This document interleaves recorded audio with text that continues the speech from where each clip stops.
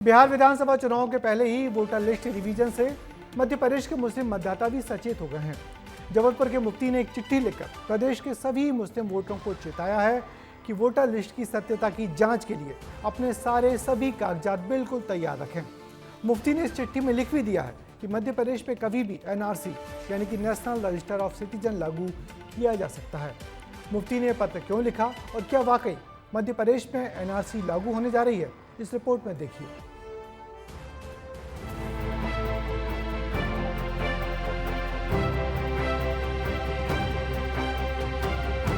बहुत जरूरी व अहम पैगाम आपके नाम। मेरे अजीज भाइयों, हमारे मुल्क हिंदुस्तान में एनआरसी की पड़ताल बहुत जोरों पर चल रही है। ये पैगाम किसी और ने नहीं बल्कि जबलपुर मध्य प्रदेश के मुस्लिम धर्मगुरु डॉक्टर मोहम्मद मुशाहिद रजा ने लिखा है।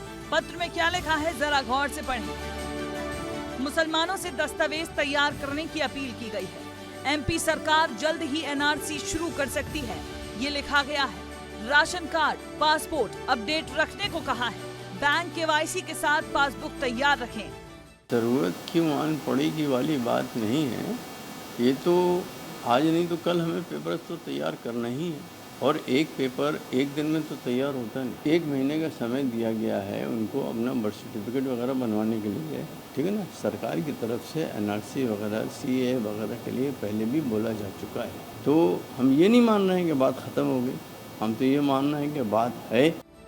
मुफ्ती आजम का कहना है कि एनआरसी, सीएए और एनपीआर को लेकर केंद्र की बीजेपी सरकार गंभीरता से विचार कर रही है और मध्य प्रदेश में कभी भी एनआरसी लागू हो सकता है। उनके इस पत्र ने मध्य प्रदेश में काफी हलचल मचा दी है, लेकिन इस पत्र का जवाब सरकार ने बखूबी दिया है। मुझे लगता है इस तरह से कोई पैनिक करने की जरूरत नहीं है। प्रक्रिया है और प्रक्रिया का पालन सबको करना चाहिए। इस तरह से बिना किसी बात के लेटर लिखना और उसके माध्यम से सनसनी फैलाना, ये मुझे लगता है उचित नहीं है। तो हर नागरिक के पास दस्तावेज है। मुफ्ती साहब भी कितने भी बड़े हों, अगर ये भी किसी होटल में जाकर रात्रि विश्राम करते हैं तो होटल वाला भी शायद इनसे आधार कार्ड या आईडी प्रूफ कुछ तो मांगता होगा ना।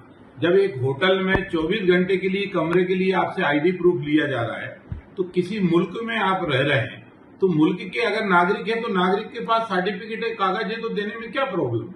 और मध्य प्रदेश सरकार अभी कोई एनआरसी लागू नहीं कर रही।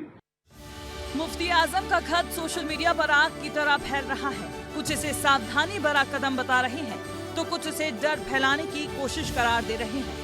आखिर क्यों एक बार फिर एनआरसी का नाम सुनकर लोगों के मन में बेचैनी बढ़ रही है, आप विस्तार से समझें। दरअसल बिहार में चुनाव आयोग दस्तावेजों की जांच कर रहा है और कई राजनीतिक दल इसे एनआरसी ट्रायल मान रहे हैं।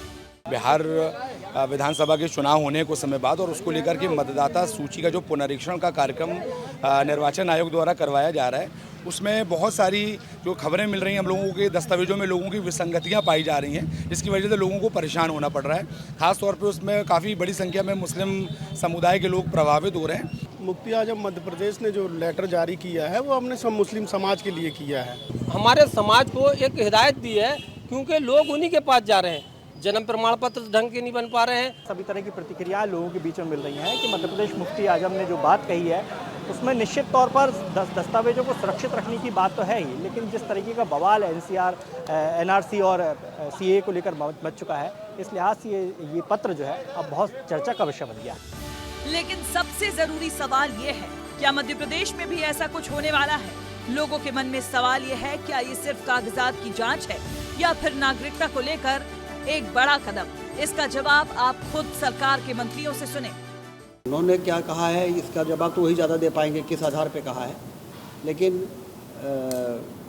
चाहे वो सीए का मामला हो, चाहे एनआरसी का मामला हो, चाहे कॉमन सिविल कोड का मामला हो, इसके जब तक व्यापक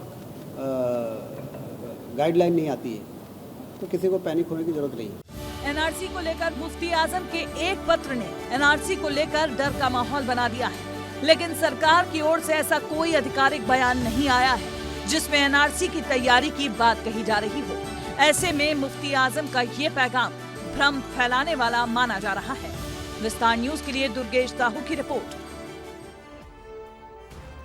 ये तो सच है कि बिहार में हो रही मतदाता सूची की पड़ताल से देश भर में खलबली है।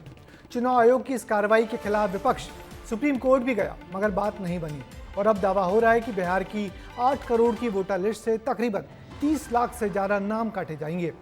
क्योंकि बहुत से वोटर प्रदेश के बाहर बस गए हैं, तो कुछ मृत हो गए हैं और कुछ के नाम पर एक से ज़्यादा जगहों पर कुछ लोगों के नाम पाए गए हैं। चुनाव आयोग की मतदाता सूची सघन पुनरीक्षण से विपक्षी दल घबराए हुए हैं और इस काम पर लगातार सवाल भी खड़े कर रहे हैं।